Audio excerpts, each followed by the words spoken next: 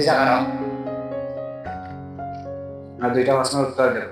জি ও চাচা খুব মনে করো আগে তুমি এক মরুভূমিতে আছো, যে জায়গা দূর দূরান্ত কোনো পানির সন্ধান নাই, আর তোমার খুব পিয়াসে আছে, আর উপরে অনেক খুব গরম, আর ও পানি না খেলে তুমি বাঁচতা না। তো ও অবস্থায় এজত খেয়েও তোমার লাগে যে পানি লই যায়, আর বিনিময়ে কিছু চায়, তুমি কিতা দেওয়া পানি খাইবা, আর চাইবাই না চাইতে। যেটা লাগে আমি দিব, দরকার লাগে আমার সম্পত্তি দিব, তবু আমি পানির পিয়াস মিটাইতাম হইব, আমার পাছা মরা ফোটাই এই টাইমে চাচা আগে আমারে বাঁচতে হইব।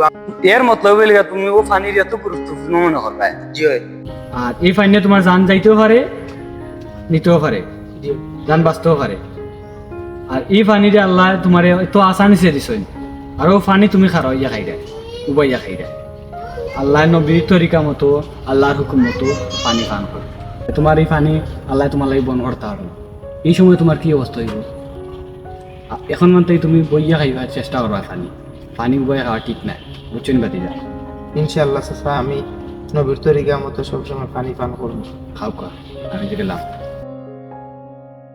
মুসলমান হিসাবে বসে পানি পান করা উত্তম।